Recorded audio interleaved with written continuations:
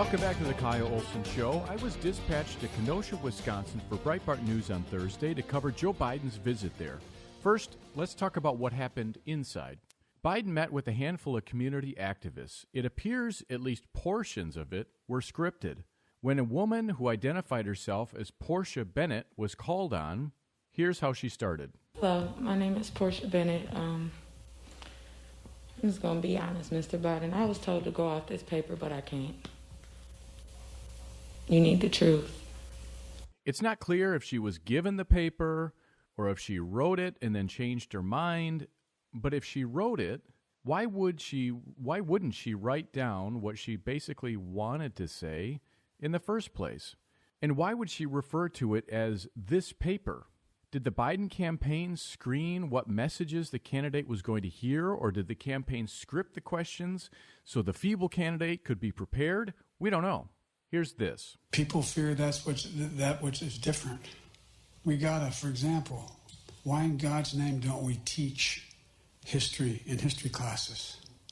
A black man invented the light bulb, not a white guy named Edison.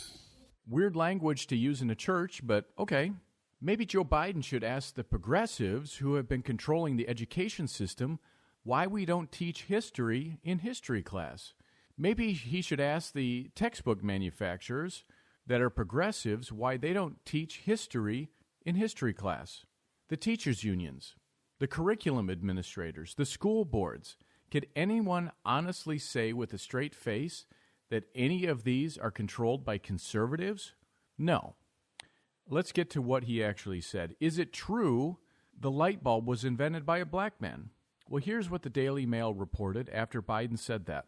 Quote, Thomas Edison, who was known as the father of invention, was first credited with creating the light bulb in 1879 and got a patent on January 27, 1880. His creation was the first commercially viable example of the technology which scientists had been experimenting with since 1800.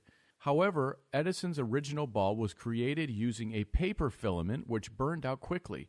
Black man Lewis Howard Latimer, who worked with Edison, invented the carbon filament, which allows light bulbs to continuously shine. Okay. And then the Daily Mail further down continued, Lewis Howard Latimer of Chelsea, Massachusetts, joined Edison's lab in 1884 after becoming a skilled inventor and draftsman in the post-Civil War era.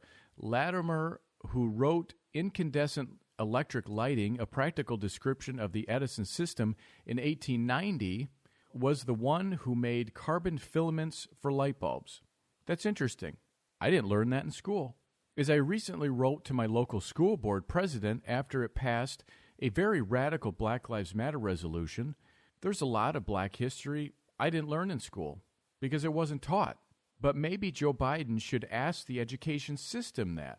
Ask Randy Weingarten, president of the Teachers Union. Ask her that. Why haven't you been pushing more black history? Why has she allowed this whole situation to happen? Or is she only focused on pay and benefits and protecting her members from accountability? We know the answer to that, don't we?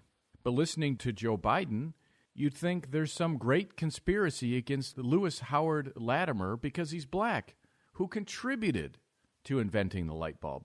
He didn't actually invent it. He was a part of the team. That's great. Fantastic. Teach that. And this was weird. There is not a single solitary reason in the world why, as I said, we shouldn't be in a position that everybody, and that's my wife, Jill. Hey, Jill, I'm Jill's husband, actually.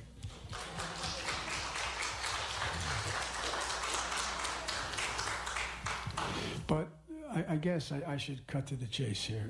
He's rambling on about something and then acknowledges his wife? Okay. And who says this at a photo op forum about police shooting somebody? 19 corporations making $1 billion apiece don't pay a single penny in taxes. I'm not going to punish anybody, but everybody should pay a fair share. And I can lay out for you. I won't now because they'll shoot me. And then there was this. Just tell the truth. And the concluding comment I'll make is, there's a lot of folks who thought that, well, the president's made great strides with his law and order strides here. That boy, after his convention, he really made inroads. He hasn't. Not at all.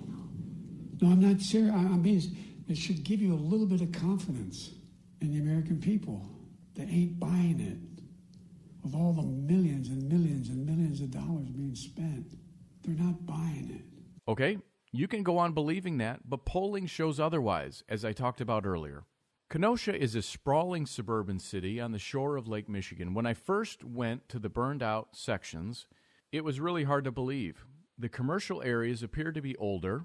Many of them are brick, many with commercial on the bottom floor and residential on the second floor.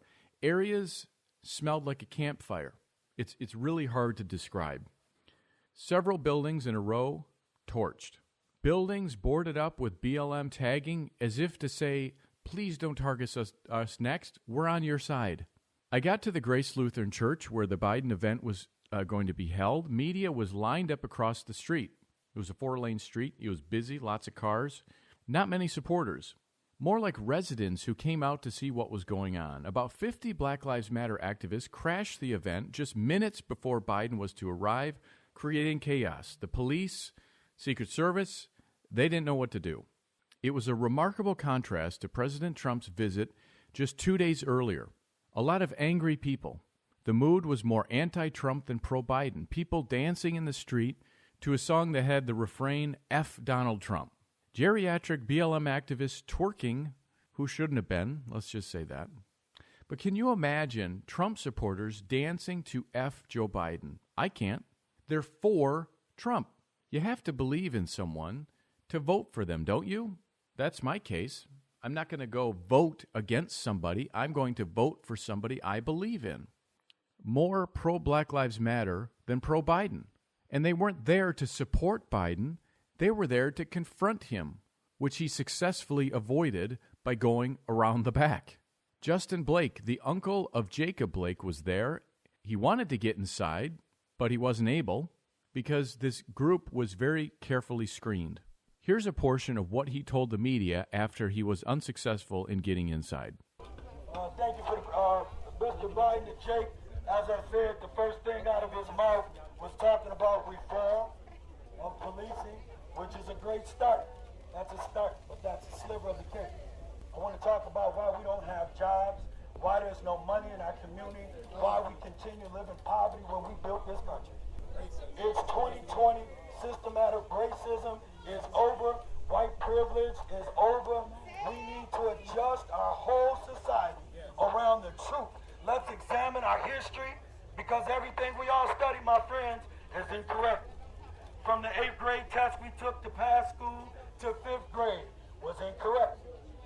They mistold stories so they sounded good for our Caucasian brothers and sisters, and now we need to examine it so our whole country has the proper information, so we can grow as people, so we can grow together and not apart. And we believe Vice President Biden is going to be part of that healing. What's his name? Jacob Blake! He believes Joe Biden will be a vehicle for what they want. Don't forget that. Joe Biden is the empty vessel who will agree to their demands just to get their votes. Despite what his wife and John Kasich say, Joe Biden will not govern as a moderate. He's so far out on that far left limb, he's not going back. Don't forget that. This is the Kyle Olson Show. We'll be right back.